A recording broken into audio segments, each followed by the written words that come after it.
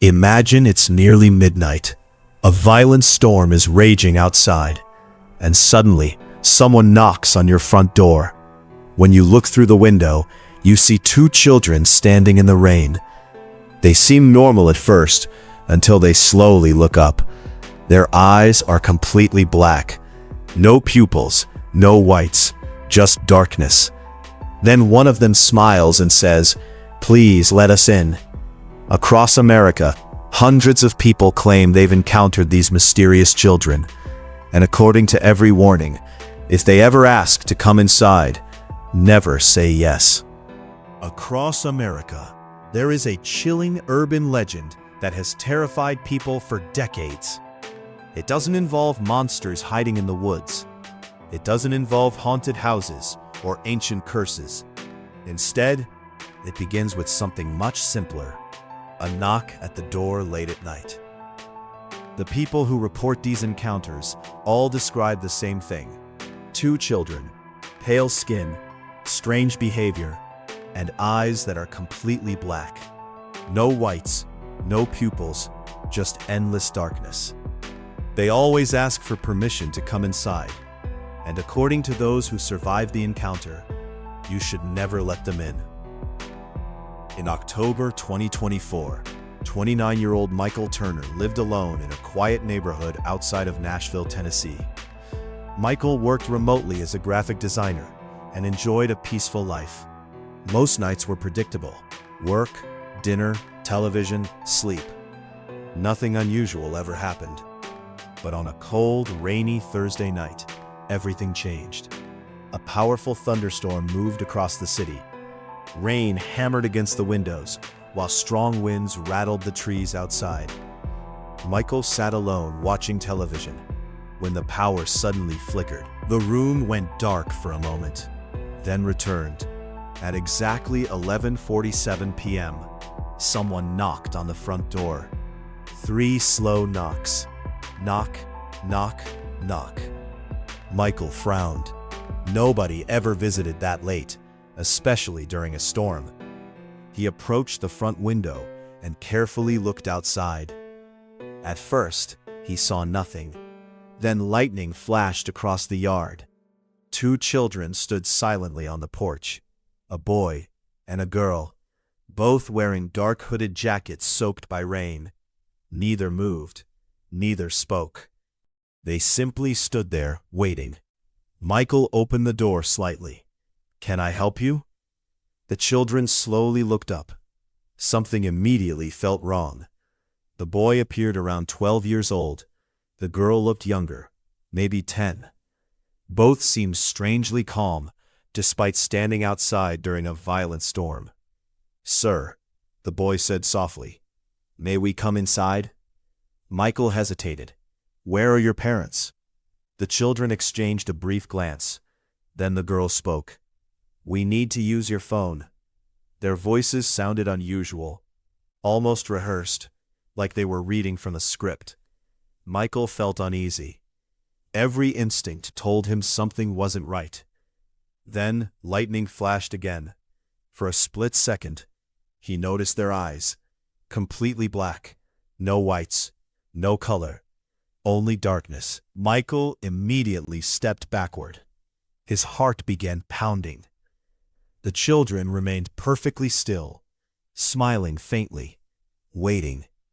"Please let us in," the boy repeated. "We can't come inside unless you invite us." A chill moved through Michael's body. Why would they say that? The sentence felt wrong, almost unnatural. Michael shook his head. "I'm calling the police." The moment he said those words, both children stopped smiling. Their expressions became completely blank, emotionless. The girl tilted her head slightly. "You don't need to do that." Michael slammed the door shut immediately.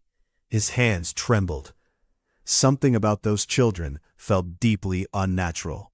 He grabbed his phone and called 911, but there was no signal. None. His internet had also stopped working. Outside, the knocking returned. Knock, knock, knock, this time louder. Michael turned off every light inside the house, then carefully looked through the blinds. The children were no longer standing on the porch. For a moment, relief washed over him. Then he heard tapping. Tap, tap, tap, behind him. Michael slowly turned. The children now stood outside the living room window, staring directly inside. They should not have been able to move there so quickly, especially in the rain. But somehow they had. Neither child blinked, neither moved. Their black eyes remained fixed on him, watching, waiting. The boy slowly raised one hand, then pointed toward the front door, as if reminding Michael of their request. Unable to sleep, Michael searched online using his phone after the signal briefly returned. That's when he discovered dozens of reports describing identical encounters. The black-eyed children, stories stretching back decades. Every witness described the same details. Pale children, strange behavior, black eyes, requests for permission to enter. Many witnesses claimed illness, nightmares, and bad luck followed anyone who allowed them inside. Others vanished completely. Michael stared at the stories in horror. Then he noticed something disturbing. Many reports came from Tennessee, very close to his location. Around 2 a.m., the storm became worse. Then Michael heard something impossible. A familiar voice outside. His mother's voice. Michael. He froze. His mother lived hundreds of miles away. Michael, open the door. Tears formed in his eyes.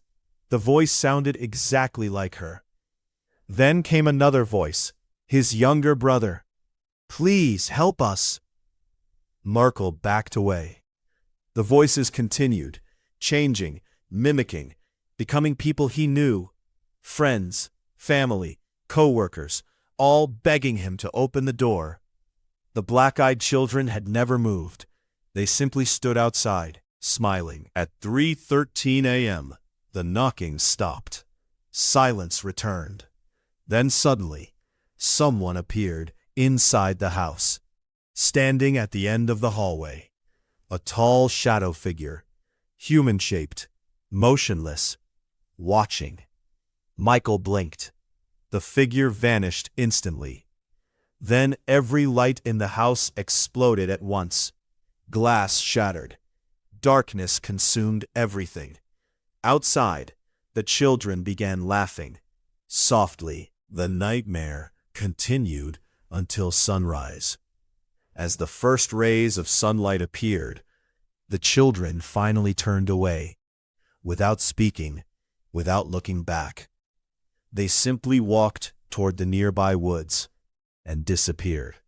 Police arrived hours later. No footprints, no evidence, nothing. Just Michael's terrified story. Most people dismissed it as stress or imagination. But Michael knew what he had seen, because later that night, security camera footage captured something horrifying. At 3:13 a.m., the children had never left the porch, not once, not even when Michael saw them at the windows. Michael moved away several months later, but he never forgot that night. Even now, he refuses to answer unexpected knocks after dark. And across America, reports of black-eyed children continue to appear. Always the same description, always the same request. Please let us in. And if you ever hear a knock on your door late at night and see two children standing outside with completely black eyes, remember one thing. No matter what they say, no matter who they sound like, never invite them inside.